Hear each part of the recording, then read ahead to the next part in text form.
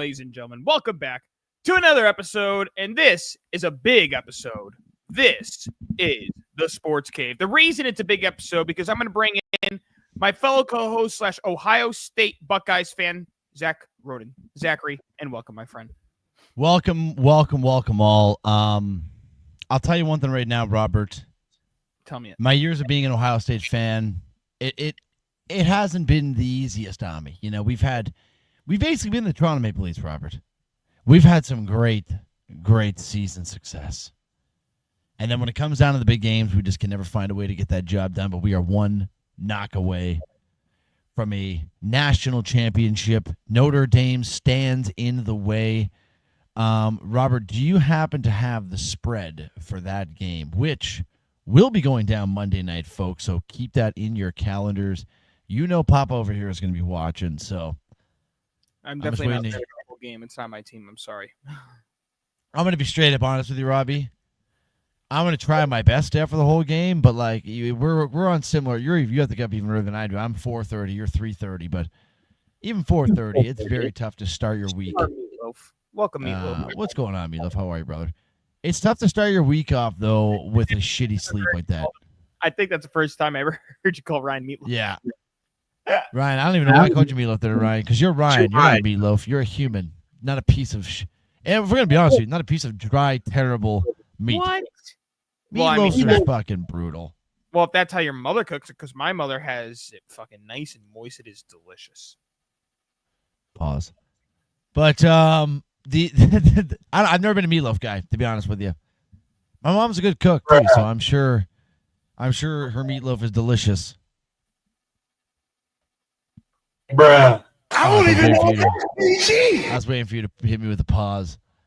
But Robert, safe to say, I'm pretty excited for fucking Monday here. Okay, not only am I excited, 8.5 is the spread.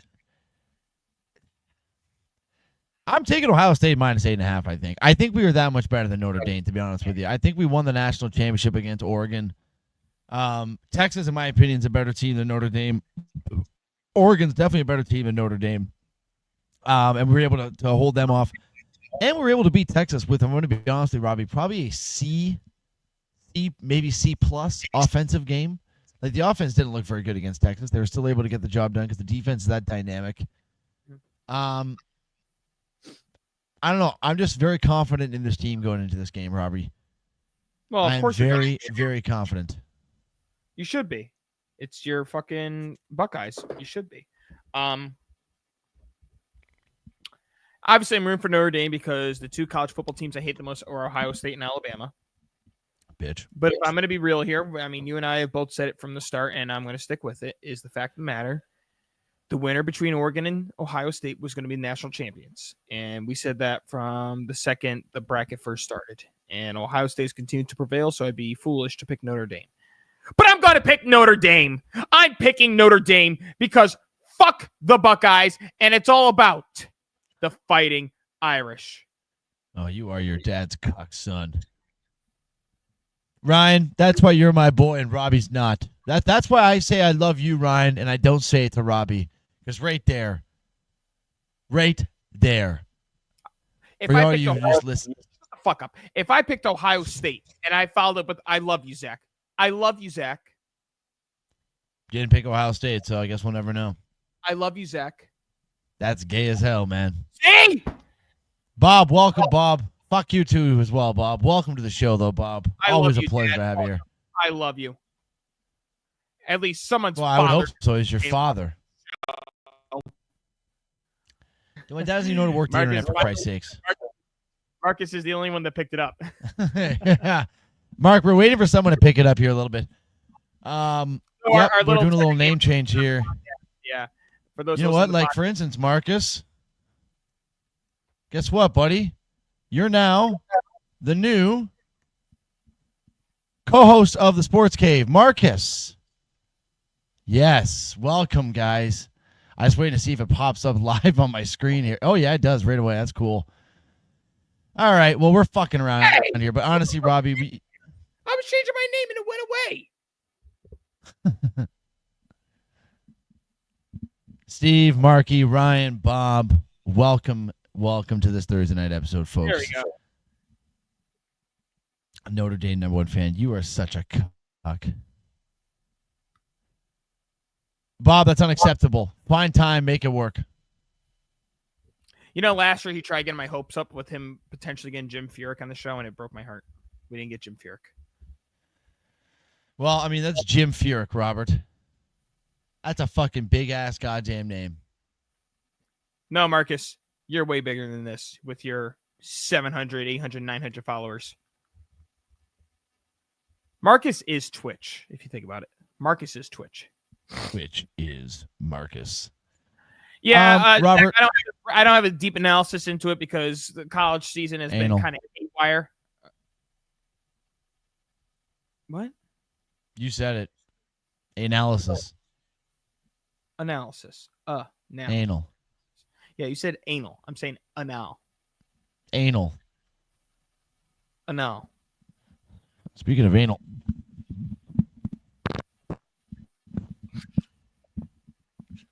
Now you go at me for screaming, but imagine people put in their AirPods. It's that's not loud, dude. I'm not popping someone's eardrums. 6 minutes in, as they're trying to take a fucking refreshing sip of their coffee, they hear. Yeah, but the thing is, Robbie, okay, or they go to take a refreshing sip of their coffee and they hear, and they spill their coffee all over their fucking t-shirt, and their whole day is ruined. I think I'd rather hear a little fucking wet fart in the morning. Yeah, but then after they hear the wet fart, they go, and it lands all over their pants and their shirt and their ricochet. If you puke from hearing a fart, then you are a soy boy pussy clot. Well, Bob, only one way to find out. We'll find that after the show. I got my Depends on today. Yeah, I was gonna say we might have to get some Depends if it happens. I don't have a. Bumble. I can't give you a long description on why I think Notre Dame, Ohio State, how it's going to go, because this college season has been so fucking haywire. The only team I paid attention to was my 9-4 UConn Huskies. Great year for UConn this year, Robbie. Hopefully they can rattle it back. I'm just hoping for just a cap off of a great season. I mean, not even a great season, really. No, it hasn't been a great season. They kind of need this. Pissed. The loss to Michigan is ridiculous. I mean, that's obviously a sour point on, but I mean, it's that could silence a lot of people, Robbie, if they're able to get this done. It's almost like if they lose this game, though, man, can you imagine the headline? I think Ryan Day would be as good as done if they lose this game.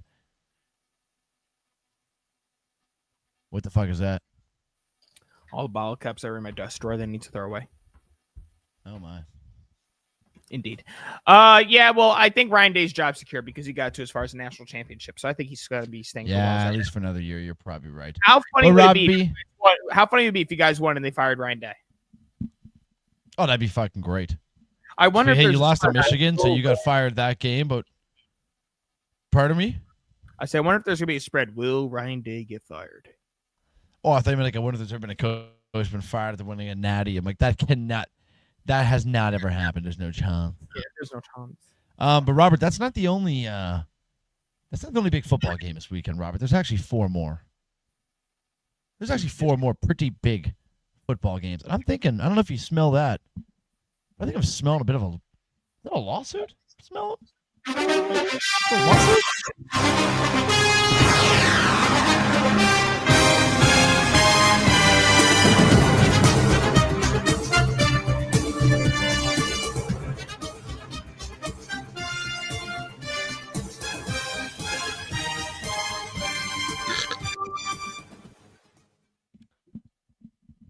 I'm chugging my beer.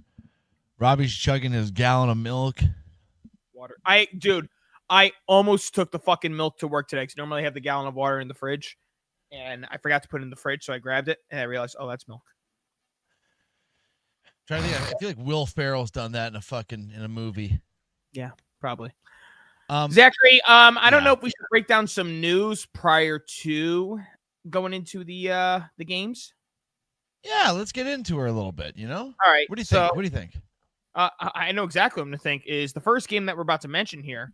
I guess it's a quick segue. Maybe I should have saved it, but it's the first thing on my mind.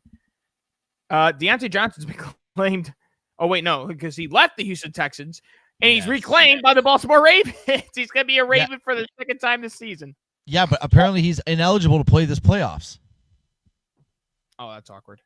So I'm pretty sure that's what I read today on the Score app. Let me confirm that. That's fucking hilarious if that's the case. Hilarious. Yeah, Ravens claim Johnson ineligible to play in postseason.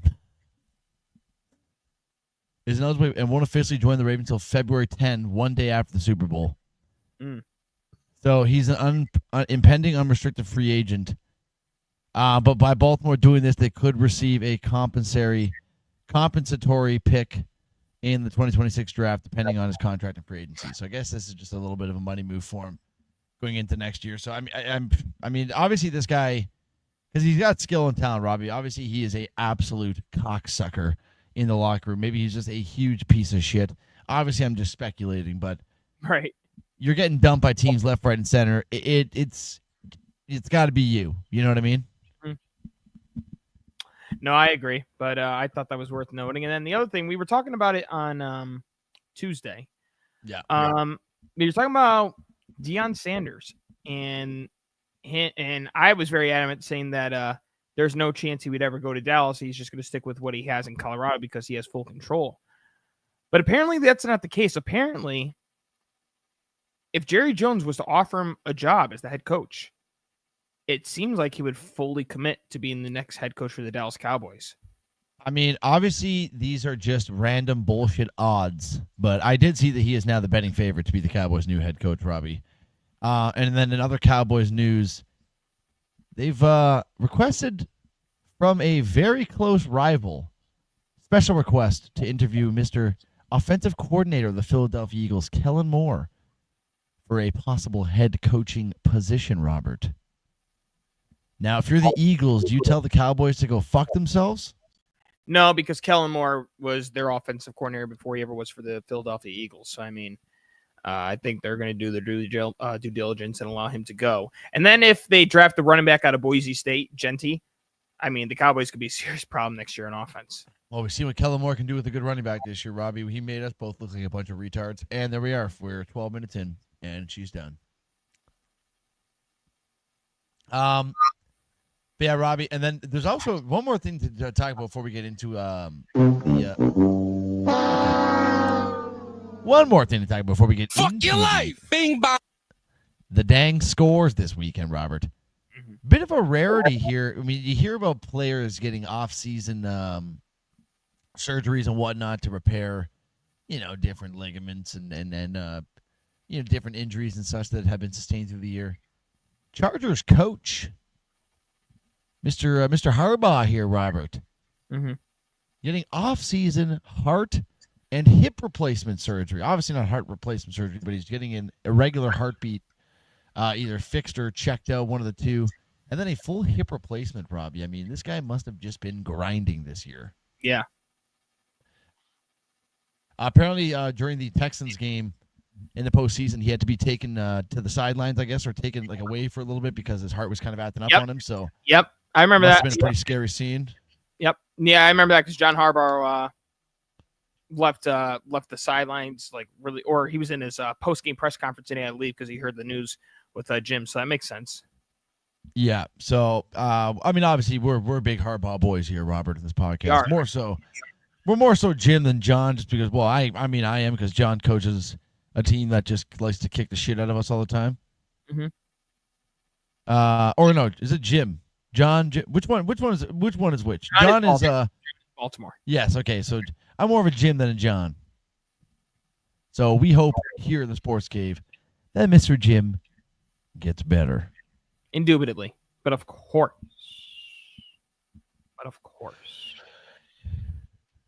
Oh, gosh. Now, I think that's all we have for football news. Let me check really quick. Let me just go to the home button here so I can make sure I'm not take missing a little peek. Oh, Joe Mixon is... Aaron Rodgers. This is the big one. Aaron Rodgers. It sounds like Aaron Rodgers is willing to do one more season with the New York Jets. It all depends on who they hire as the general manager and the new head coach. And McCarthy's out there, but I don't know what the relationship is like. Now, you watch the documentary Enigma. It looks like they're actually okay. Everything's fine. But his last year, they made it seem like he absolutely hated Mike McCarthy's guts. So, Zach, let's say they bring back McCarthy, and I don't know what they're going to do for GM because I don't know what GMs are necessarily. I mean, the Jets interviewed like 40 different fucking general management. They interviewed 40 different people. If they were to bring him back with Mike McCarthy, they finished with, 5 wins this year? You have to imagine they're going to go way over that. Yeah. But the question I'm going to ask you here is, what does this mean for Garrett Wilson? The same Garrett Wilson who was extremely frustrated, and it appears that a lot of sources are indicating that he's requesting a trade. Meanwhile, his receptions, his receiving yards, and his touchdowns were the most he ever had in his entire career for the first 3 seasons because he had Zach Wilson. I feel like Garrett Wilson is just being a bit of a cuck right now, Robert, if we're going to be honest with each other. Give the man, if he's going to come back, run it back one more time. Obviously, this was not an ideal situation this year. It was a fuck up from the get-go by firing Saleh. That was the teetering point of the entire season for this New York Jets team. And they were really never able to regain anything back from that, Robert. So I think if Aaron Rodgers is willing to come back, you got Garrett Wilson, you got Breece Hall, you got the incredible defense there. I mean, this team is definitely built to win, Robert. They just got to figure out the fundamentals behind it. And, I mean, they really need Aaron Rodgers to play better football. Let's be honest. I mean, he was kind of dog shit this season. But at the same his time, standards. The whole team went into complete dog shit the second they fired Robert Saleh and brought in Jeff Ulbrich. Or they promoted Jeff Ulbrich, whatever the fuck his name is. He stinks. But speaking of the Jets, so Dad reported last week in the comments, and as the days going on, it's been pretty clear that Bob Saleh, there were talks about him being the New England Patriots defensive coordinator, but it sounds like there's a good chance he could be the Jacksonville Jaguars' next head coach, Zachary. Which I'm sure Trevor Lawrence is not going to like because he came out publicly and said he hopes that they go for a young, offensive-minded guy. Mm-hmm. I can tell you one thing right now. Saleh might be a bit young, but he is definitely not offensive-minded, Robert. No, but I'll tell you what, that Jaguars defense will be pretty fucking good. They'll have some big, juicy D, that's for sure. Pause. Play. Anyways. And this one, allegedly, you and I and just about everybody have been certain that Ben Johnson is most likely going to be the Chicago Bears' next head coach, but the rumors are indicating Vegas might be his option. It's been reported that Tom Brady told him, I will get you whoever you want at quarterback. I guarantee it. So, I mean, if he's talking Shedeur Sanders, if he's talking Cam Ward, if he's talking Kyler Murray, it sounds like the Raiders are going to go all in on getting Ben Johnson a quarterback. Okay. And not for nothing. Their offense isn't terrible. Jacoby Myers had over 1,000 receiving yards. Brock Bowers was incredible. The only thing they really have to prove on offensively is the running game. Well, Tom Brady's not the GM of the team, Robert, so. The owner. Part owner. He's not the owner, exactly. He has a fucking small stake. He has say. Oh, my gosh. Mark Davis doesn't know what the fuck he's doing. Look at his fucking haircut. You think he knows anything about football? Yeah, but I don't think Tom Brady is going to be going in there and demanding that if they get fucking Ben Johnson, that they're going to trade up to the second overall pick. Or first overall pick, rather, to get Shedeur Sanders or whatever quarterback. To me, that just seems like it's a lot of words, I disagree. I think he's got a full fucking... Well, obviously, you're a big Tom Brady dick sucker over there. Yeah, I'm sorry. Which quarterback are you going to support since you became a Browns fan? RG3, Johnny Manziel, Case Keenum, Baker Mayfield? That's nothing to do with our conversation. I just point out the fact that obviously you're going to support your boyfriend, Thomas Brady. You're damn right I would. He's probably tongue deep in his son's mouth right now. I wish he was tongue deep in my mouth. Okay, Robert. What? I don't even know if that's PG.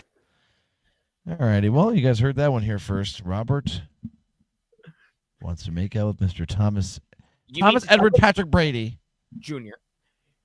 I love how I got his name locked in your head. That's awesome. You mean to tell me if Sidney Crosby was going to fucking throat fuck you? Yeah, I'd let him throat fuck me, guaranteed. Exactly. I don't even know if that's PG. Yeah, I mean that's what we're talking about. Sidney Crosby, Robert. Yeah, but we're talking about Thomas Edward Patrick Brady. He probably has herpes. I'll get herpes from Brady. Oh my God. Okay, we are going too far here. Would you get an All STD? right. Sidney No, Crosby? shut the fuck up. For fuck's shut up. Why don't we get into the fucking games for fuck's sakes? Jesus Christ. Oh, Robert. Well, starting off, Saturday afternoon, January. It's a good thing your girlfriend does not listen to this. God damn, you're damn right. Robbie, and guess what? I'm gonna do you a solid here, okay? I know we're not doing our picks, but guess what I'm gonna do? Kansas City Chiefs hosting the Houston Texans. The spread right now, this is not FanDuel. I'm on ESPN. I have FanDuel because I'm Well, prepared. ESPN says -8, Robbie, 25 degrees, and it's looking like it's sunny. Now, I believe my 8.5. temperatures 8.5, and it's 25 degrees with a little bit of cloud, 25 degrees Fahrenheit. So it'll be a little chilly there, Robbie. Tickets as low as $89 if you're in the Kansas City area, folks. So keep that in mind. Texans coming off a very big win last week against the Chargers. Chiefs obviously getting the bye. Robbie, it's pretty tough to go against the Chiefs here, playing at Arrowhead, playing against this Texas team that was kind of lackluster this season. Excuse me. That's not hopeful. But this Chiefs team also hasn't played a football snap in a long time, Robbie, so I'm expecting them to come out pretty slow. And I'm expecting the Texans to come out hard with that underdog mentality, Robbie. Pause. And I'm expecting a very substantial upset victory for the Houston Texans this Saturday at 4:30 in Arrowhead. The three-peat is going to be no longer, Robbie, because the Houston Texans will take down the Kansas City Chiefs this Saturday at 4:30 due to a bunch of rust that we will see from this Kansas City Chiefs team, Robert. What Zach is going to say on Tuesday when the Chiefs win by a final score of 35-7. I'm a dumbass. It's a good chance he might. See be what saying happens, that. man. It's one game. It's one game. Zach, I'm sorry, but the Chiefs are well rested. They're used to the situation because there's been so many times where they haven't had to play in the wild card weekend with Patrick Mahomes as their quarterback. So for those reasons, I'm going with Kansas City Chiefs. Cock. Cook. Hold on. Do you think that I'm happy? Where'd you go? I'm right here. Right here. What'd you my drop? vapes in this. I'm seeing my vapes in this pant pocket here. If it's in my car, I think it might be in my car. We don't need it anyways, Wait. Robert. My little. Or the weed pen? It's my. I haven't done nicotine since January 1st. It's now January, whatever date it is. How are you Days all doing? blending How are you into one. handling? I'm fine now. I don't think I'll get back into it now. Yeah, you say that. Fuck, I was gonna tell you something, but then I got distracted when you stood up.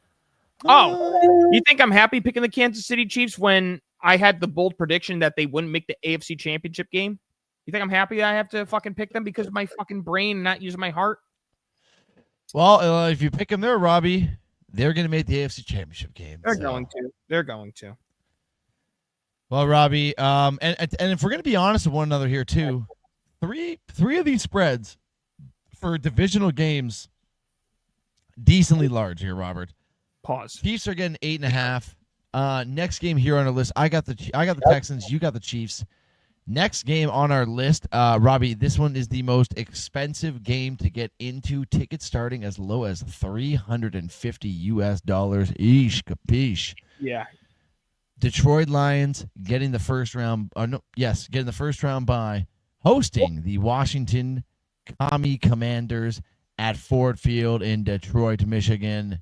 Jared Goff, Jaden Daniels.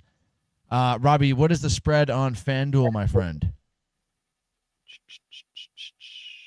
8.5.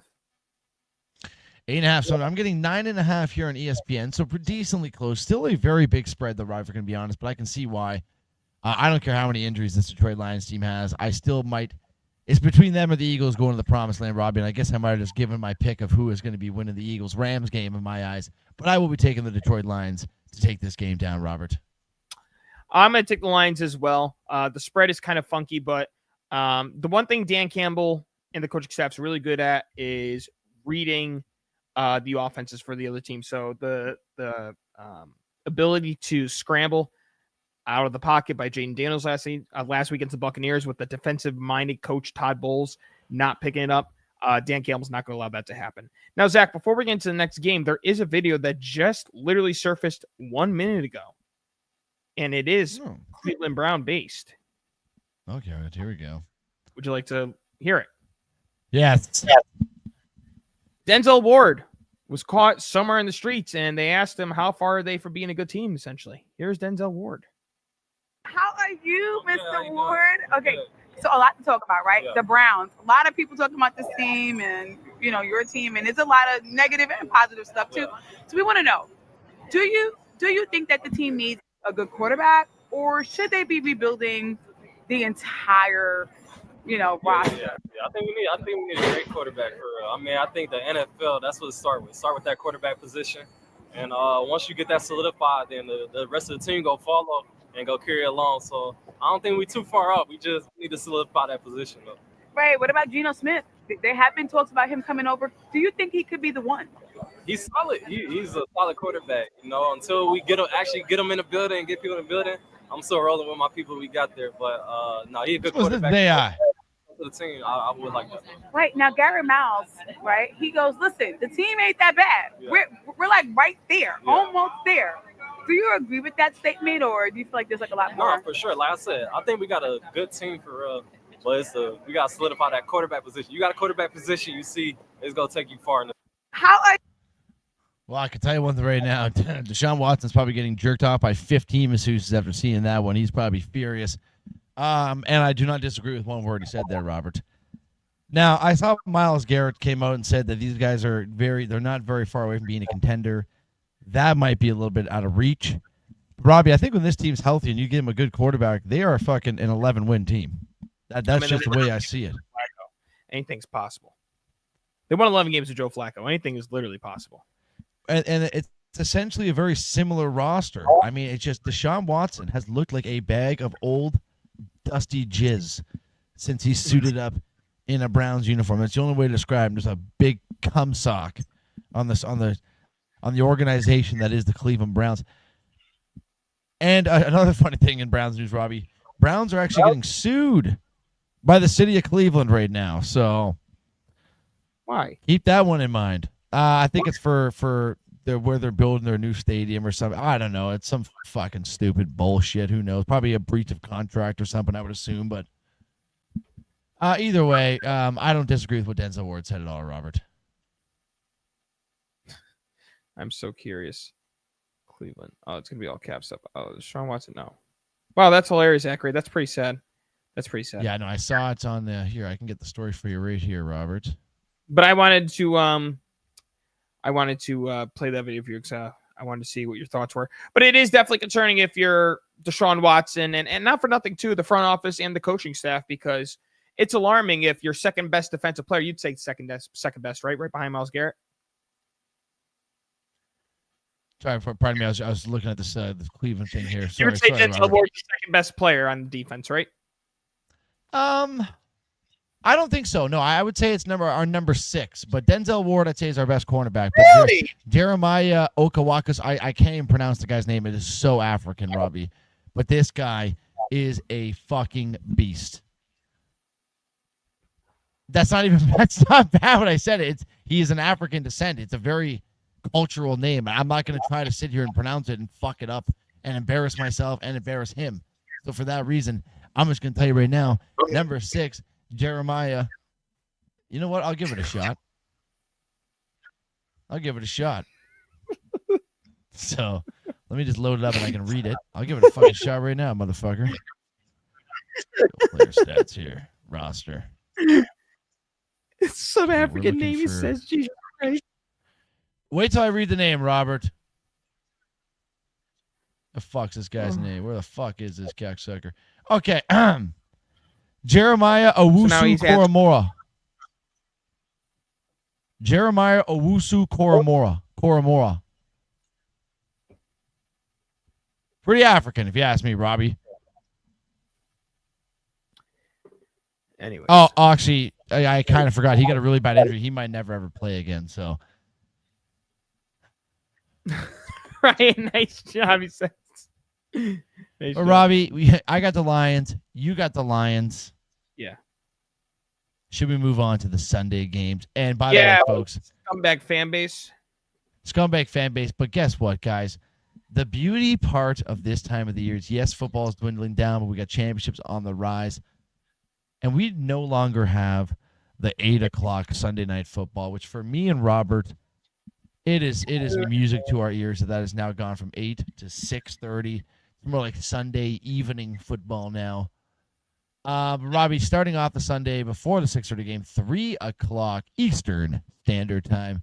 The LA Rams coming off an impressive victory against the Minnesota Vikings, who had a great season last week in Arizona. Won't have to change positions or change stadiums, rather, in this one here, Robbie, because they'll be heading to Philadelphia to Scumbag Mania. Tickets as low as $197, 32 degrees and cloudy at Lincoln Financial Field in Philadelphia, Pennsylvania. Robbie, the Rams are looking good after last game, but, I mean, the season the Eagles had, being able to get their guys a little bit of rest in that last week of the playoffs, last week of the season, rather. I just think they're primed for a deep run, and it is not going to end here on Sunday, Robbie. They will defeat the Los Angeles Rams. Now, I don't know if you saw, Matthew Stafford is awful while playing in the rain and snow, and they're predicting snow in Philadelphia on Sunday. Do you know what his record is in the rain and snow? How many games? 9 games. 9? I'm going to say he's 2-7. He's 1-8, and he got his first victory this year against the San Francisco 49ers. Robbie, you're cutting out, bud. Points winners when he's rating. Shit just thinks we're back. We're good. Can you hear me? Yeah, I can hear you now. I was just going to look at my TV, see if it was me or you. Okay. We're good now. Yeah, he had 76 passer rating in all those games in the rain and the snow. He got his first win against the San Francisco 49ers. So for those reasons, if the weather's going to be that bad and he's not good in that climate I believe he's from California, or he went to Georgia for college. I anticipate he's not from the north. Even when he played, the Lions are playing in the dome. For those reasons, I'm going to go with the Eagles. Fly, Eagles, fly. What could have been the upset of the weekend, but when I see that, a 1-8 record in those conditions, then I'm automatically going to go against him. I mean, this guy, his home stadium throughout his entire career has been domed. So, I'm not going to go with the Rams. I'm going to go with the Eagles. Well, Robbie, we both got the Eagles in that one, and that brings us into the game. I may. Yeah. If the weather was decent and there's no rain, there's no snow, I would have picked the Rams all day. I mean, and I'm not going to disagree there, Robbie. How they played since they got their guys back and healthy has been incredible. I mean, they've looked like a team that can win a Super Bowl, but after hearing that stat, Robbie, there's no chance I'm picking the Rams. But Robbie, this last game here, 6:30. I hope they make it too, so we get these stupid douchebag fans out. Okay, here we go. Bunch of queers down there in Philly. But Robbie, 6:30 p.m., Highmark Stadium in Buffalo, New York, 20 degrees. It's going to be a chilly one here, Robbie. Lamar Jackson. To where I live? Yeah. Yeah, a 4-hour drive, I'd say. 3 hours, maybe. Not too bad, but it's a bit of a hike. But the Bills hosting the Baltimore Ravens, Robbie. Buffalo Bills finishing off 13-4, the Ravens 12-5, very close in the record. The spread, basically a pick 'em here, Robert, I'm seeing. What are you getting on FanDuel? Yeah. 1.5 or one. I think it's 1. Yeah, it's 1.5 in favor of which team you think, the home team or the away team? Yeah, it's gonna be. I'm looking at it on ESPN, so I'm assuming it's the same here, Robert. And it doesn't really surprise me, but I believe Baltimore is going to be getting the favorite here, Robbie. Mm-hmm. I mean, Baltimore, if you're looking at it on paper, probably has the better team. They got the bigger names. It's the MVP versus the MVP. You know, the two guys that are going at it all year long for this MVP award. Mm-hmm. It's going to be a hell of a game, Robbie. there's just something in my body that's telling me it is time for the Buffalo Bills to win a Super Bowl. Mhm. It is time for them to go on a run, and this starts here. Yes, Denver was a little bit of a fucking. You know what Denver was, Robbie? What's that? Denver was the calamari or the bread. Sorry, the bread before the main course. Right now, the Ravens are the calamari. They're the appetizer. You know. Mhm. But they're looking at this Kansas City Chiefs team next week, Robbie. They're looking like I want to dive my knife and fork into that fine filet mignon and fucking chop it up and put it into my goddamn suck hole. That's what they're going to want to do, Robbie. And for that reason right there, these Buffalo Bills are going to take it to these Baltimore Ravens. And they're going to show these cocksuckers how to throw this pigskin around like a bunch of motherfuckers. Buffalo Bills taking down these Baltimore Ravens, Robert. Now, are you making this prediction being a biased Browns fan, or are you doing this because you sincerely believe in it? To be honest with you, Robbie, I actually, if I was going to bet money on it, I probably would bet on Baltimore. But I'm just kind of really hoping that the Bills can get this job done. But I do think that the Ravens, I mean, Lamar Jackson this year has been fucking pretty goddamn good, Robbie. I know Josh Allen's been pretty goddamn good too, but Jesus Christ. This is going to be a tough one for the Bills. But they can easily do it, Robbie. They're going to have the crazy home fans on their side. That's going to be a big upside for them. The weather's going to be shitty. I mean, I guess Baltimore, it's kind of pretty similar weather to what they're getting in Buffalo, I'd assume anyway. So I wouldn't say that's much of an advantage per se, right, to Buffalo. But still, Robbie, I think we're in due for a howitzer of a football game. I hope so. Yeah, it says 20 degrees. Zach, if I'm going to look at both of their performances in the playoffs as quarterback, Lamar's performance in the playoffs compared to Josh Allen's, Josh Allen is a better playoff quarterback than Lamar Jackson. The only Josh Allen has hard doing is taking that, and he lost Mahomes once because of a coin. He was going neck and neck with Patrick Mahomes, all right? Lamar has been dismantled by Patrick Mahomes. And although they had a good win last week, I just can't see them going into Buffalo with that fan base, with that electricity, with everybody singing Mr. Brightside in the happiest of all tones. I can't see them going into Buffalo and taking down the Buffalo Bills. Zay Flowers, we still don't know what his status is going to be for the weekend. The defense, they're going to find a way to stop.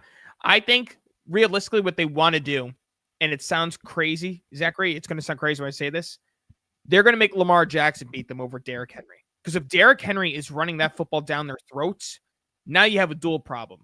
You try to end one of the problems and let the other guy go up against the other. And if you're asking me, Lamar Jackson versus Josh Allen's winning in my opinion. If they're going to start quarterback versus quarterback, Lamar Jackson will lose to Josh Allen for those reasons. As a Patriots fan, it kills me. The Bills will prevail as the victors. Brady D, how you doing? That's Brittany. See, Maddie does the how you doing? Brittany's the one doing the Robert, and I'll say Brittany. Well, that's a good little piece of information that you're gonna have to give me my 10 seconds back. Did you download Monopoly yet on Xbox? No.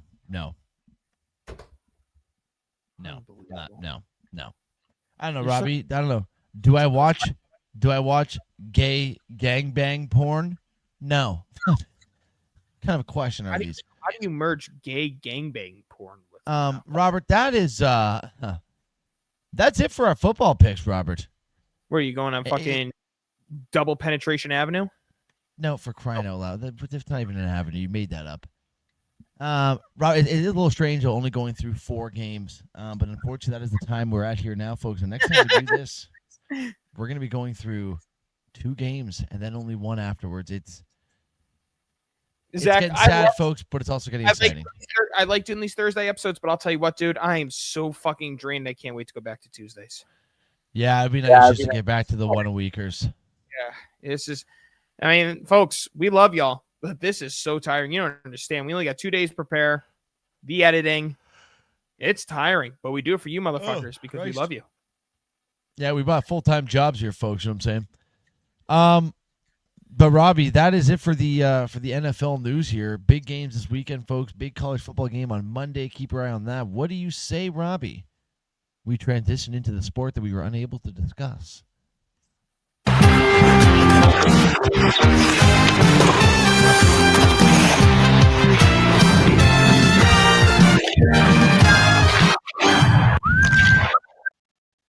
Shoot pass, kick some ass, motherfucker.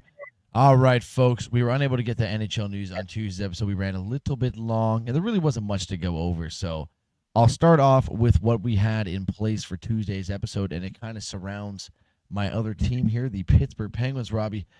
Starting off with some bad news up front for them. Actually, all this is bad news for the Penguins here.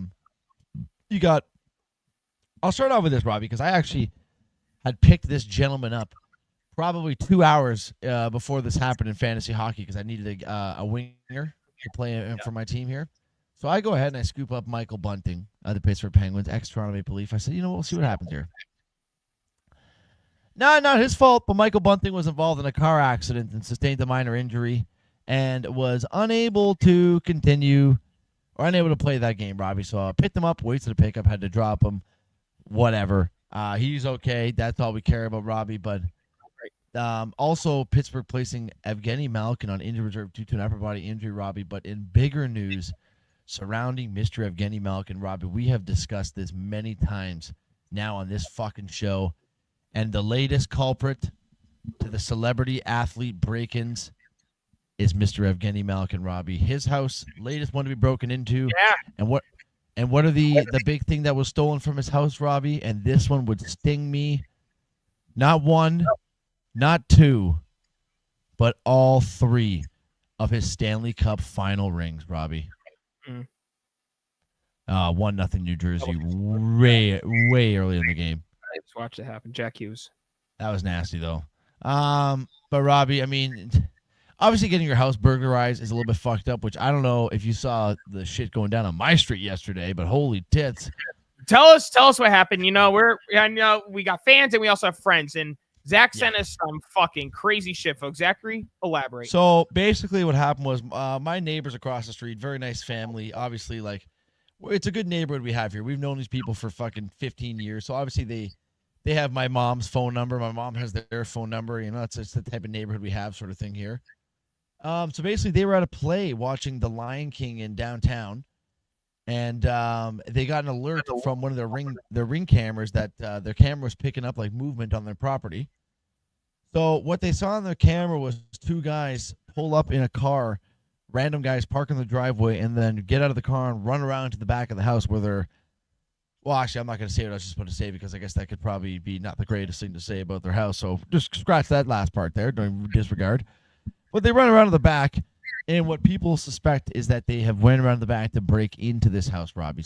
So they call my mom, and she goes, well, let me go down and check. My mom went across the street, took a picture of the car license plate, whatever. And then she sent it back to the neighbors, and they ended up calling the police to suspect a suspected break and enter. Well, I think every fucking police officer in Ontario showed up to my street yesterday, Robbie. We had 3 or 4 SWAT teams. We had a dog team. There was, and when I say SWAT team, Robbie, I mean full to the tits, geared up with gigantic assault rifles. Fucking it literally looks like I was watching a movie. Probably 8 to 10 police cruisers. It was absolutely madness. Turned out today that we found out that there was no one in the house, thankfully. And the guys that pulled up in the car, Robbie, it was a car that they had stolen. It was a stolen vehicle, and they were just trying to ditch the car. So they pulled it into a driveway that was empty, got out of the car, ran around to the back, and started hopping fences to get away from this car. So that was the gist of the whole story there. So some excitement yesterday on the street, Robert. Did I ever tell you a story about when there was a shit ton of cop cars that pulled up on my street? I can't say you have. So I live on a main road, so there's a lot of traffic going by. I was working third shift at the time, and I vividly remember playing 2K before going into work and hearing some sort of sound. So I get to the top of the driveway where I parked my Kia. I start shoveling it out. And this cop car pulls up, and it's sitting right at the top of the driveway. And this is like the second or third day that I just moved to my grandparents' house. And I'm like, okay, he's watching me shovel. I mean, that's weird. And next thing I know, he turns his lights on. And now I'm like freaked out. I'm like, is he coming after me? Like, what the fuck's going on? They fucking like formation. Boom, boom, boom, boom, boom, boom. One fucking cop car closes off the street. Freaking skids everywhere. I'm like, what the fuck is going on? I have to go to work. I can't fucking see what's going on. So I get to work. And they have the news on in the break room. There was a shooting 2 or 3 houses up to my right. So when I get out of work and I get home, I turn on the news. It was very, I don't know if I want to describe it because it'll really ruin the mood. It was a very, very tragic shooting. And I was just completely surprised just to see. So you just let people get shot in your street, man? It's crazy. The boyfriend and 2 kids were killed that day, Zachary. Oh, well, fucking Christ. We can't talk about kids getting killed on a fucking podcast, Robert. Fuck. Well, you want to talk about me fucking getting people killed and there were kids involved, you piece of shit? You think I would want to kill kids? Yeah, well, now it's even worse. Now it's even worse. Now you look even worse. We thought it was just one guy. You could have said it was like a 92-year-old homeless guy. You know what's really scary is the mother still lives in that house to this day. Yeah, well, maybe that mom had something to do with it. Conspiracy theories, because I wouldn't be able to live in that fucking house. Nope. But Robert, let's keep going with this NHL news. I did see our good pal Ryan already allude to it. Mr. Meatloaf, big sexy, I'm going to start calling him. I saw him allude to it here, Robbie. Jesus Christ. Leafs suffer a very tough break at practice here, Robbie. John Tavares gets tied up. Yeah, he got tied up with Chris Tanev. Their skates kind of locked in with each other, and it looked like he tweaked his knee, if I were a guessing man. So he'll be out for a little bit, Robbie. They did come out and say is listed as week to week, so I guess avoided some sort of a severe injury on that one. It looks severe the way he reacted. It wasn't a very nice fall, that's for sure. But when one door closes, Robbie, another door opens because Jake McCabe had a bit of a scary injury after smashing his head on the ice in a fight 4 or 5 games ago. He'll be making his return tonight, Robbie. So good to see him back in the lineup. Obviously, you never want to see anything like that happen with a player, especially a guy who's had concussion problems in the past. Yeah. And Robbie, I'm actually an idiot. I forgot one of the bigger news regarding the Pittsburgh Penguins as I was discussing them. They have just placed their starting goalie for the last, I believe, 4 or 5 seasons, Robbie, on waivers. This was Kyle Dubas's first big signing as the GM of the Pittsburgh Penguins. He signed him to a 5-year, $5.375 million annual average deal. So just over a 5-year, $25 million, roughly about $26.5 million, roughly around that number. Not looking good for Mr. Doobie Doob here, Robert. Nope. Thank God that fucking retard isn't on our team anymore. Kyle Dufus. Now, Zach, the Jonathan Tavares injury, I think you would agree, is very significant due to the fact that Austin Matthews has been dealing with back injuries all season long in the last 2-3 years. And in his absence, Tavares has actually shined compared to when Matthews is available. So, God forbid, they say week to week. What if it's week to weeks? What if it's weeks to months? What if it's month to months and then it's month to the rest of the year? You don't know. Yeah, I'm going to see if I can get a little bit better of an understanding here. Well, you don't know how to read, so that's going to be kind of hard for you to do. Tavares week to week. That's all they're saying. Excellent one is have to contain the defensive Chris Tanev and the midst one of his best season. So they're not really giving too much information on what it is, Robert. They just say lower body injury week to week. I mean, I do agree with you, especially too because he is actually having an ovation. Yeah, she deserves an ovation.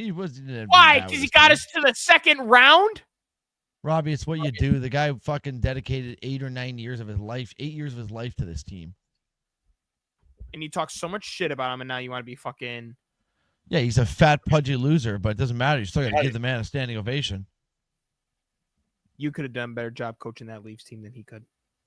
I don't know about that. Go out there and have fun with it in Game 7. Go out there and have fun with it. Yeah, it really hyped up the boys there, you fucking cuck. You bitch. bitch tits. Well, Robbie, he's we fifth have in one more. all-time wins for Leafs history. Oh We my God! do have one. Punch Emac from 59 to 80 leads. I mean, of course, he coached fucking 20-something seasons. Jesus fuck. Yeah, that seems like a bit of a spread. Rob, we have one more thing to discuss here in NHL news here, Robbie, and it is regarding our good pal Connor McDavid, Robbie. What happened to McDavid? It seems like he just got into this league, Robbie. He is now already second all-time Edmonton Oilers scores. Obviously trailing behind Wayne Gretzky, Robbie. But he if he stays with the Oilers, Robbie, he will pass Wayne Gretzky for the most points in Oilers history. Yeah. Because you got to think, Wayne Gretzky played on 4 teams. Wayne Gretzky right now sits 626 points above Connor McDavid. That's 5 seasons for McDavid right there, Robbie. Yes, so indeed. 5 more seasons in Oilers jersey, maybe 5.5. He will be the all-time leading scorer in Edmonton Oilers. But having second place already at this early on in your career, passing guys like Mark Messier, Yari Curry, I mean, it's a feat and a half, Robbie. So congratulations, Mr. McDavid. How do you think Biz feels every TNT broadcast that they do that he's just sitting next to the great one? I mean, it's got to be a pretty nice, humbling experience getting to shoot the shit with Mr. Wayne Gretzky. It is fucking surreal. That'd be me. Apparently that guy was wasn't the very healthiest man back in the day, Mr. Wayne. And he was still dominating. So he's like Babe Ruth. You just decide to. He wouldn't play a game unless he was able to have his steak and potatoes before the game. That was what he had for his pregame meal before every single hockey game. How do you think he liked it? Medium rare? Medium? How do you like your steak? You better get medium rare. It's medium rare. There's only one answer. Yes, medium rare. Agreed. I guess it also depends on the cut. Like sometimes if I'm getting a big chunky fillet, I'll get it cooked a little bit more medium than medium rare, just because sometimes it is very rare-y in the middle of those big thick honkers. But right, majority of the time it's medium rare, Robert. But that's it for NHL news, Robbie. We have a little bit of NBA, a little bit of MLB, and a little bit of UFC, Robbie. What are you feeling?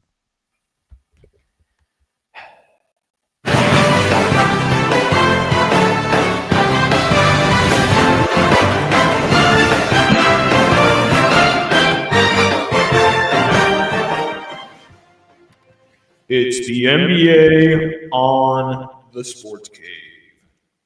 And Zachary. Robbie. I represent the NBA. UCONN. Well, Robbie, I wouldn't be wearing a Nets jersey after what happened. That's for damn sure. Why'd you have to bring it up? Why'd you have to bring it up? Because it is news. No, you just Los Angeles. Matthews, No, it's a franchise record. Matthews. Oh, get it in the net.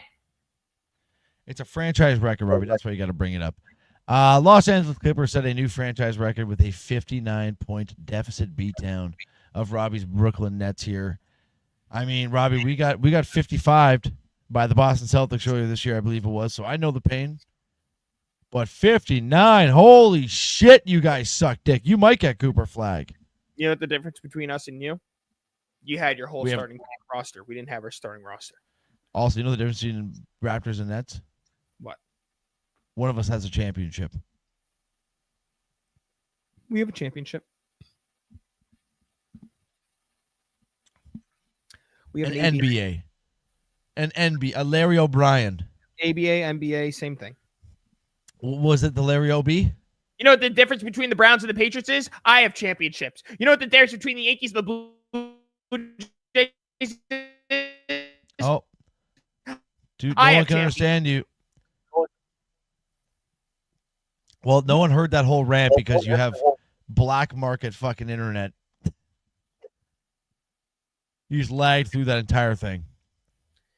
Whatever. I don't want to talk anymore. You ruined my mood. What do you want me to tell you? We didn't have Ben Simmons. We didn't have D'Angelo Russell. We didn't have Cam Johnson. We didn't have Cam Thomas. We didn't have Bojan Bogdanovic still. What do you want me to tell you? You didn't have a chance, Robbie. That's what happened. No shit, you fucking asshole. You cum dumpster. Okay, well, that's not very nice. Fucking. I'm just literally. I don't know why you're getting upset with me. I'm not the fucking reason that your team sucks. Big fucking fat black veiny hairy cock. There you go.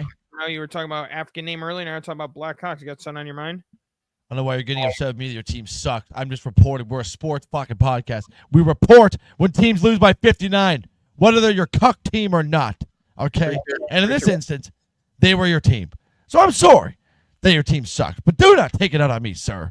Pretty sure we didn't talk about your shitty ass fucking dinosaur team getting fucking ass raped by the Celtics. You got bent over by the flu. We did. We did actually. I'm the one that made the notes. I put it in the notes because it's noteworthy. Chipped tooth and scratched your face, you bitch. I don't even know what that's supposed to mean. I mean, your cheeky went as he was fucking destroying you in the basketball game. Well, that was horrible. Bob, first of all, I can answer that question for you right now because they don't have very good players. That was a really stupid question, Bob. Let's try it again next time, all right? What a dumb question. Robbie, in other news here, though, there actually was a bit of a trade. Hold on, please. Yes. In a way, he's kind of trying to stick up for me because you're going at me. But this is the same guy that was the second biggest asshole when we had KD, Kyrie, and Harden behind Paulo. All right? So don't be trying to stick up for me. Bob saying, why it's gay. I'm probably getting more pussy than old Bobby Boy is in his old age right now, Bob. So that makes me gay, then guess what? He's at his old age. What do you expect? You're still young, dumb, and full of cum. Yeah, and my wiener still works. He said, oh no. Bob, ew, Bob, that's gross, Bob. That's gross. What's his name, Bob?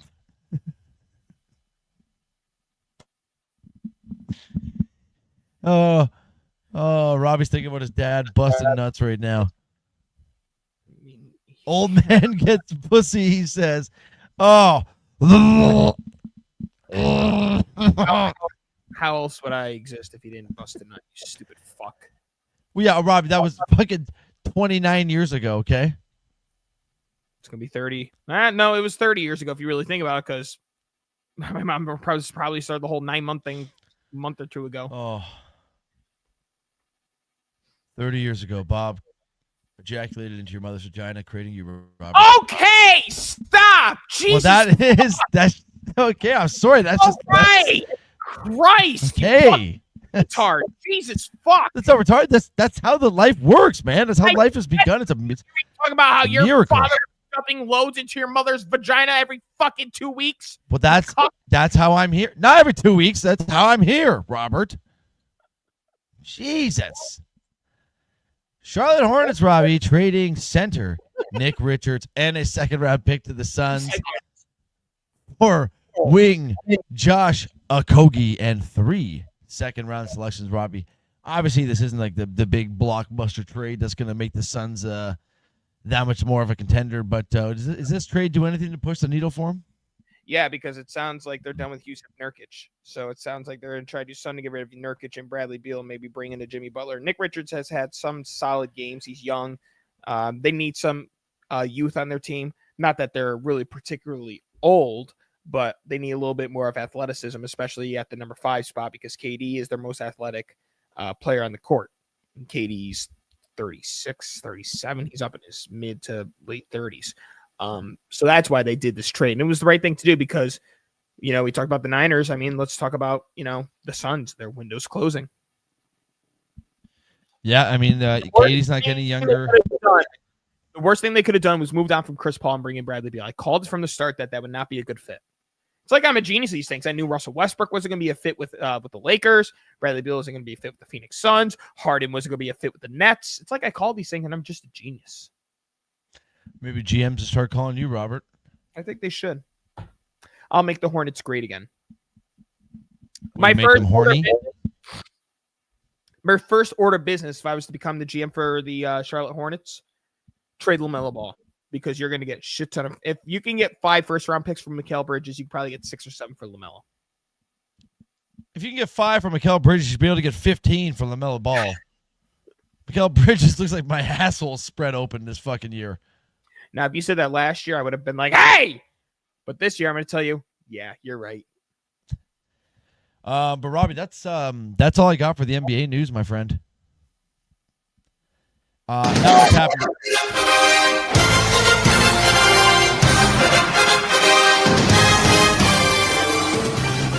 Robbie, while I'm doing this here, I'm gonna because I literally only have two things about the Blue Jays, so I don't know if you want to just go take a quick peek at MLB news, see if there's anything you want to discuss in that area. I honestly think that's all there really is to talk about, and it's all in your favor, usually, kinda. Well, I mean, so right now I guess there's been a bit of trade talks here about possibly the Jays maybe moving on from Vladimir Guerrero Jr. because we are so far apart in contract negotiations. At this point, guys, let's stop being cheap fucks. Pay the motherfucker. If he wants $450 million, whatever, dude. It's not $700 million like Soto. I know he's not Juan Soto, but it's for the contracts people are signing, Robbie. That's not a terrible contract for them to sign. Sign the man to a contract, and apparently, if a team does want to acquire him, Robbie, it's going to take an even bigger package than it took for you guys when you guys acquired Mr. Juan Soto from the Padres. So it's going to cost if you want Mr. Guerrero Jr., Robbie. And but maybe they're already kind of looking at a possible replacement for Mr. Guerrero Jr. And if this is the guy they're thinking of doing the replacement with, Robbie, I'm done cheering for the Blue Jays because apparently we are up near the top of the favorites to sign Mr. Pete Alonso from the New York Mets or acquire Pete Alonso. And if that does happen with Vlad, I guess their plan is to split them between first base and DH, kind of do like a, one game, your first base, your DH, next game, your first base, your DH sort of thing, swap them around. Not a bad idea because it'll keep them a little bit fresh. And we know Vlad, not exactly the greatest defender. I think actually he was statistically one of the league's worst first basemen for defending. Maybe, I don't know if it was last year, but I know for sure it was 2 years ago. So, I mean, keep that in mind there. I don't know how much I'd want Pete Alonso, Robbie, if I'm going to be honest with you. To me, it's like whatever. Yes, I guess we do need some bats, and the guy is a great batter, but I just don't like him. I don't know what it is. There's something I just do not like him. He's fucking multiple personality syndrome, dude. He's an arrogant fucking bastard, it seems like. He tries to be arrogant, then he tries to be humble, and then he tries to be one of the boys, then he's an individualist. It's weird. So the whole thing with Pete Alonso, why they're so interested is because it seems like Pete Alonso will not be returning to the New York Mets. Joel Sherman puts out, quote, the Mets made what they perceived as a last-ditch effort to sign Pete Alonso by offering a 3-year contract in the $68 to $70 million range. And when that was rejected, began their pivot away from the slugging first baseman. I mean, I think they were looking for 3 years, like $90 to $100 million with a bunch of opt-outs and other clauses. And the Mets made their own offer, and it sounded like they weren't interested. So, Zach, I think the kind of contract that he's going to get is similar to what Cody Bellinger got, and he's going to have player options for like a 2 or 3 year contract that he gets. But him not being with the New York Mets is going to be something we got to get used to. Yeah, he's. Correct me if I'm wrong. Has he been there his whole career? Yes. Well, I'm not wrong then. I to be honest with you, Robbie, I hope he stays in the Mets. I don't want him on a Blue Jays team. I don't know if I'm being arrogant here, if I'm being wrong. I just don't want him on my team. I don't want him. Well, let me give you Pete Alonso's numbers, my friend. Would you like that? Sure. You like that, Pete Alonso.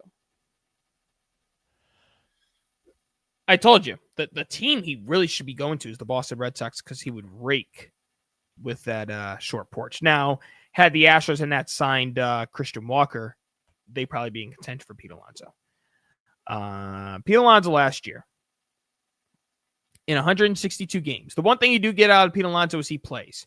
The most games he's missed in his career was 10 in 2021. He's played almost every single game every year, so he is always healthy.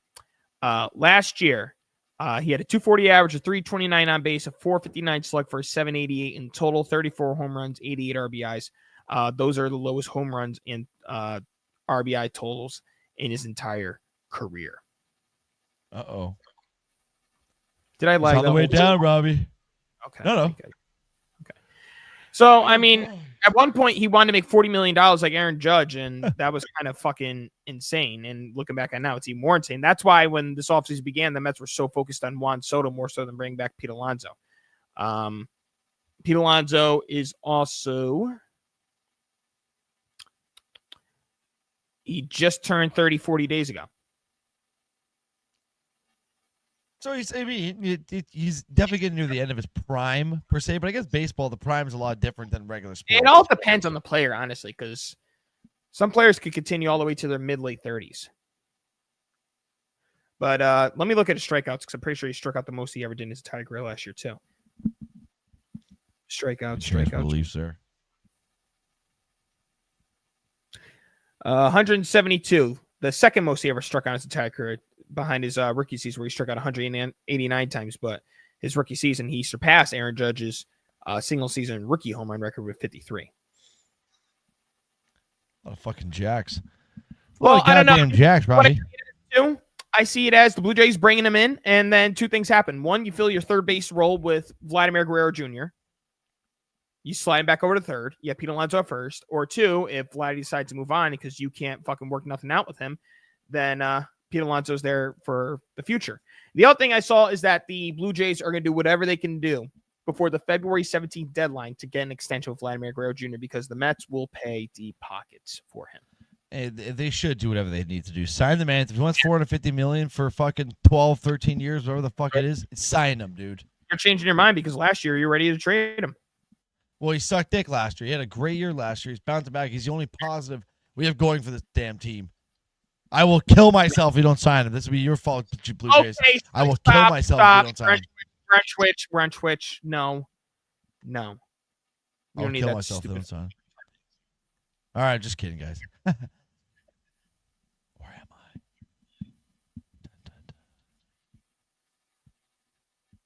But yeah, Robbie. I mean, I don't have anything else really in MLB, to be honest with you, brother. You're not going to leave no sort of note, are you? You're going to be What? okay. You're going to be okay. Do I need to Yes, call I'm not going to harm myself. I was just joking. You need me to call the hotline for you? I'm concerned. You know, your dad might make me do it.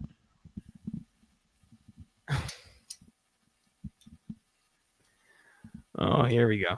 Well, yeah, Zach, that's all we basically got for baseball here. Before we get into the UFC, I want to go over two things. One is golf and the other one is wrestling. And I know you don't pay attention to wrestling, but this is big news. So, as the years have gone since wrestling first began, it's always been about competition. There's never been any sort of cohesiveness. Until today. The WWE was responsible for getting rid of WCW, Zachary. I don't know if you know the whole story. WCW versus WWE. WCW was dominating for years. Then WWE went to this new attitude, and they were showing titties and everything. So that kind of won them the wars between them and WCW. WWE and TNA have agreed on a mutual partnership. So now wrestlers from WWE could go wrestle on TNA, and TNA could have wrestlers go to WWE, which is kind of ironic because you have some guys that were wildly big in TNA, like AJ Styles in WWE, who can go now fight in TNA. And then you have people in TNA, like the Hardy Boys, who are legends in WWE, go and fight on WWE. So if the Royal Rumble upcoming, I don't know what to expect, but this is some big news for the wrestling world, Zachary, and I will let that go because I know I'm probably boring the shit out of you, as William Nylander made a terrible pass, but a missed shot, thank God. Fair pass that leads to a penalty, though. So that's our WWE news. Royal Rumble's upcoming in a couple weeks. Now the other one, golf. Zach, I can never watch Live Golf because I never knew what fucking channel it was, but now they are on a solidified channel. They are going to be on Fox. So while golf for PGA is going on CBS and NBC and sometimes ESPN, it looks like Fox has locked up Live Golf. And Zach, that's big because we're missing out on some of the best golfers in the world on the Live Tour, like Dustin Johnson, like Brooks Koepka, like Bryson DeChambeau, like John Rahm. There's a lot of golfers on the Live, Cam Smith. There's a lot of guys that we're missing out watching on because we don't know what fucking channel it's on. And now it looks like the weekends could face some real competition here. I mean, I know Bob's not going to agree with this, but I think it's big for the game of golf. I think it opens up a whole new avenue for different fans. Maybe it's kind of like, I don't know what wrestling fans are like, but maybe it's kind of similar what wrestling is. Like, if they have these two different leagues between TNA and WWE, whatever the fuck WCW was or whatever, I'm sure there was diehard fans of each. And now maybe when they see something like this, like, okay, now we can just unite over a wonderful sport. I mean, wrestling's kind of gay, but I understand they got a lot of fans that like it. So yeah, but, the could potentially swing. I mean, with the PGA. You know, they still got some. You know, we know they still got the talent. They got Scotty Scheffler, who is the best golfer in the world. They still have Rory McIlroy. They have Victor Hovland for who knows how much longer, because there's probably a good chance he's going to jump ship too. So they have good golfers of their own. But Rory McIlroy, yeah, he's never jumping ship. he's the face of the PGA. No. Victor Hovland. Oh, I was like, I don't even think Liv would ever offer Rory McIlroy anything after how much shit he's talked. No. Rory McIlroy would never leave. I mean, it's evident. We saw once they did the whole merger thing. That guy missed out on millions and millions and millions and millions and millions of dollars. Which I commend him. So, yeah, I think this is big news, Zach, and I don't know. We'll see what happens when the golf season comes into full swing. I mean, we've had a couple tournaments go off so far. The Genesis Invitational that is always held out in California will not be happening in California due to the wildfire, so they're going to be trying to find a new location. I think it's still going to be in California, just outside of where all the wildfires are transpiring. So that is another note we're looking at, Zachary. Well, you know what, Robbie? If we're speaking about golf here, before we move on quick, because I just thought about this. They have the Canadian Open every year. You know, the one thing I've noticed, you might as well just call it the fucking Toronto Open. Because there are some beautiful golf courses in British Columbia, Alberta. I mean, those are just the two spots I can think of right at the top of my head. But every single year it's in Toronto. I think this year it's in Hamilton, or maybe it was last year. I don't know. I know, again, it's maybe in Oakville, or it's in Markham, another subdivision of the GTA. It's like every single year it's in Toronto. I like to see them play at one of these little mountain courses in fucking Alberta. And one of these years, Robbie. But that's just a little rant there. Why don't we talk about some UFC, Robbie, and then why don't we go to fucking bed? How does that sound? Sounds good to me. Well, folks, it is UFC 311. It is the first pay-per-view fight of the new year. And boy, oh boy, Uncle Dana, Mr. Dana White, getting us started off with an absolute banger, Robbie. I'm just going through the... Wait. I would be fucking so wrong to not mention this. Zachary, did you ever watch the movies Major League? I don't think I have, actually, to be honest with you. With Charlie Sheen? No, I never seen it. Well, outside of his tremendous film work, his commentary as a broadcaster is just as good as his film work with Major League. Rest in peace to Milwaukee Brewers, 90-year-old commentator.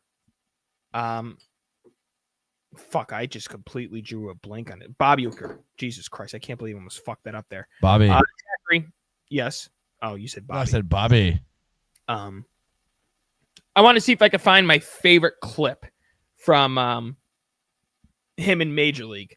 This guy, I mean, professionally, he was awesome, but then his commentary in the movies Major League was fucking elite. He was fucking amazing.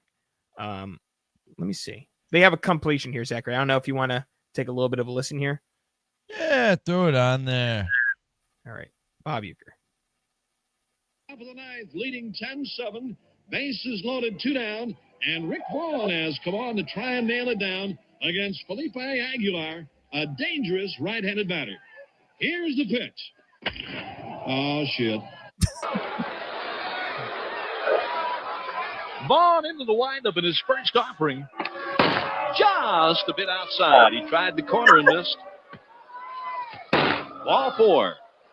Ball 8. Low, and Vaughn has walked the bases loaded on 12 straight pitches. Boy, how can these guys lay off pitches that close? Hello again, everybody. Harry Doyle here, welcoming all you friends of the feather to another season of Indians baseball. A lot of new faces in Chief Wahoo's tribe this year as they take on the defending American League champs, the New York Yankees. And hopefully we'll have some of the names that go with those faces before their first at-bat. Anyway, listen to the roar of the crowd as the Indians take the field.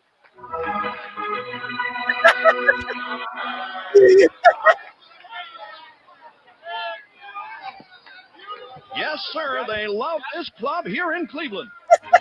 Just a reminder, fans, about Die Hard Night coming up here at the stadium. free admission to anyone who was actually alive the last time the Indians won a pennant. Rest in peace, Bob Uecker. Rest in peace, Bobby boy. Okay, Zachary, now we can get to UFC. All right, well, Robbie, I was going through this UFC card here. I'm not seeing any names I recognize on the prelims or early prelims, so I feel like we can probably just skip over these. Mhm. But Robbie, starting off from the first fight of the main card here, we're getting a banger here. I'm not too familiar with this other feller Renier de Ritter. But he's taking down our boy Kevin Holland, Robbie. We know our boy Kevin Holland. He's a bit of he's an exciting fighter in there. He talks shit. He's a stand-up guy, but he'll get down and dirty with you too. The odds for this one here, Robbie, pretty much a pick 'em. Kevin Holland a -108. Renier del Riddle is a -112. Netherlands versus United States. This Netherlands guy looks like he's a little bit crazy, but I'm taking the boy Kevin Holland here, Robbie, at the -108. You better be taking the boy. Hold on. I feel like this is just like the Song of America thanks to World Juniors.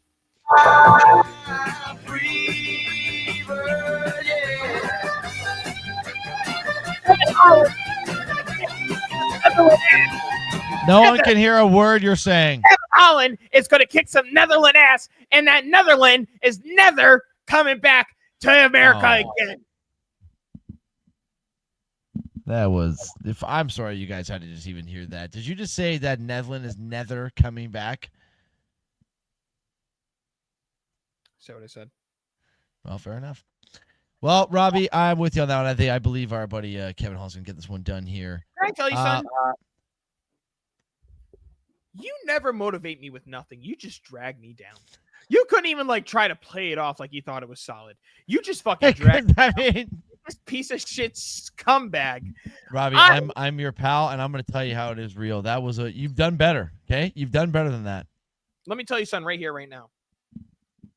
If Ohio State loses Monday night, I'm literally going to harass you so bad Tuesday, you're probably going to quit the show. Because all you do is bring me down. What happens when they win? Then you can talk all the shit you want. Oh, I never would do that. I might a whole bottle of this. Yeah, but I never would talk shit. Number 9 in a lightweight bout. Number 9, Beneil Dariush. I feel like we haven't seen this guy fight in a while. Taking on the Brazilian number 10, Renato Moicano. You never heard of this guy. Renato Moicano, though, is getting the -162 on the betting favorites here, Robbie. But just for recency, not recency bias, just for the bias of the guy that I actually fucking know. I don't even like Dariush, but I'll take the Brazilian. Excuse me. I'll take Renato. Christ. Excuse me. Renato, Monado, Tamaro. I'm going to go Renato, too, just because I can't pick too many Americans to be biased. Yeah, so we're both taking the Brazilian Bantam. So I just made a name up for him right now. Okay, folks. Sure, those first two fights weren't exactly jumping off the page at you, but here's where the tide turns, Robbie. The fight before the co-main event, the biggest non-championship fight of the night. 2 ex-champions. I think Yuri won a championship. I could be wrong on that. I believe 2 ex-champions. Yuri Prochaska taking on Jamahal Hill in the light heavyweight bout. Yuri Prochaska, number 2 ranked. Jamahal Hill, number 3 ranked. Hill making his return. Both these guys making their return after getting the ship humped by Mr. Alex Pereira. Honestly, Robbie, from the amount of beatdowns I've seen Prochaska take from Pereira, I have to take Hill on this one. I think Prochaska. I was going to mention the same thing. His head has to be made out of porcelain glass right now. So for those reasons, I'm going to take Jamahal Hill. If we're talking about this fight 3 years ago, I'm betting my entire bank account on Prochaska. Yeah, agreed. He got knocked out, basically fought for 10 more seconds in the second round, and got knocked out again by Alex Pereira. So I'm going to go with Jamal Hill as well. I'm also sure, if you asked him, he probably doesn't even remember that second. He's probably knocked out that entire time. Yeah. Yeah. Okay, we both got Yuri, Robbie, and then here's where we get into the two title fights here. Starting off, Merab Divalishvili, whatever the fuck this dumb Georgian's name is. For Christ's sakes, this guy's name is hard. He would kill me though. Bantamweight title fight, Merab Divalishvili, facing off against Umar Nurmagomedov, obviously a cousin of Mr. Habib. The thing I like about this Nurmagomedov guy, though, Robbie, he's not your typical Dagestanian fighter. Obviously, he has a great ground game, but his background is he was a professional kickboxer before making the switch to MMA. So, I mean, the guy's obviously going to be a great stand-up fighter as well as a great ground fighter. We know about Merab's ground game, and I think that's what gave him such a big advantage over Sugar Sean was he can take him down, and Sugar Sean just got his ground game exposed. Merab's not going to be able to do that with Umar, and Umar also, as the contestant for this fight, is coming in as a minus 285, Robbie. Pretty big favorite as the non-champion of this championship fight. And I'm here to tell you, Robbie, he gets it done. I think he gets it done. I agree. He's just too the good. Nurmagomedov history in MMA in general is just historical, and I think that's another belt that's going to be around the Nurmagomedov waist for the years to come. Yeah, unfortunately, once these fuckers get him, Robbie, they're very tough to take them off them. That's why UFC's kind of fallen off for me, man. It's All falling these off. fucking Dagestanians. Let's get these Russians and Dagestanians. I want a Greek guy to get up there and win. Just a fucking hairy Greek guy winning these damn things, Give me an Indian guy up there winning a bantamweight belt. Give me a fucking Korean guy, We get the same type of people all the time for the 5 years between Francis Ngannou and Kamaru Usman and those guys. It was like the year of the Africans, and then you got the UK guys, you got the Michael Bispings and the Leon Edwards. I want something new up there, okay? And I can tell you one thing right now. I'll take the year of the Africans and the Michael Bispings and the UK guys over the damn Russians and the Dagestanian fighters any day of the week. Robbie is not liking this at all, guys.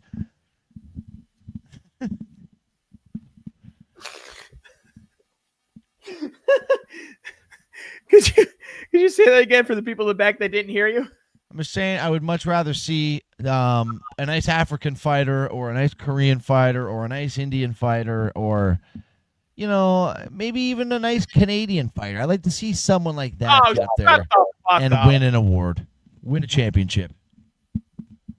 Well, you guys be my new GSP. You guys suck at fighting. You're a bunch of lovers. Well, Judge SMPL has going to say otherwise. You had one. Robbie, last fight of the night. Islam Makhachev defending his title for, I think, the third time. Coming in as a minus 325 favorite against Arman Sarukin from Armenia. Robbie, I was going to take Islam 10 times out of 10 in this fight, but then I heard a stat about Mike Bell's welcome. Stop it, Bose. Don't be saying that. UFC's guys on Jake Paul. Is Logan Paul still fighting Conor McGregor? I mean, it's never. I don't think it's been fully put out there that it's going to happen, but it probably will happen. Yes. Apparently, he wants to do full time with WWE. So I don't know what his status is with. I'm gonna look that up right now. It's probably on his fucking podcast, and I don't listen to his podcast. So. Oh, you don't listen to Impulsive? No. Oh, that's right, Robbie. You're not a raging homosexual. There's a clip of him and Conor McGregor on the phone together. Dana White says Conor McGregor will not be boxing Logan Paul or KSI and hopes he returns in the UFC in the fall. Well, Dana White does own his fighting records or his fighting contract, so we'll see what happens there. Can you not get away with that, though, if they do it as an exhibition fight? Because he still have to get permission to go out there and do that? I don't know. Either way, I saw that they had something signed where apparently they were both guaranteed $250 million or some shit like that. Yeah. This is insane. Yeah, and I think Robbie, Islam Makhachev, Arman Sarukin. I was going to take Makhachev all day long, Robbie, and then I saw this video of Sarukin talking about his favorite sport playing growing up, Robbie. Do you know what that sport was? Must have been hockey the way you're talking. This man played hockey for 10 years. 8 years old to 18, this man was lacing up the skates. And for that reason, I'm taking the fucking tough boy from Armenia, the Armenian assassin, Armin Sarukin. You're so gay. Armin Sarukin. Yeah, you're gay. It's gonna be Makachev. It's gonna be Makachev. And that's it. That's all we got for today, Zachary. That's all we got. Yeah, guys, unfortunately, bit of a lower energy episode for me and Robbie here, folks. But you got to realize, guys, we have full-time jobs. We're up super early in the morning, all right? And we just get tired from time to time, folks, when we do this. I killed we myself enjoy from it. the tredadmill today, too, so I'm very, very tired. Well, there you go. Robbie's hitting up the mill, the tready of the mills. I got 4 bong tokes to take, and then I'm going to bed. Good for you. Let me make sure there's any last-minute news. No. All right, so we're still waiting on people like fucking Pete Alonso, Alex Bregman, who's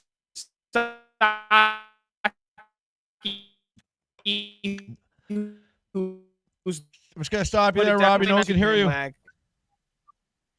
I know. I saw the lag. You got the first 2 names out.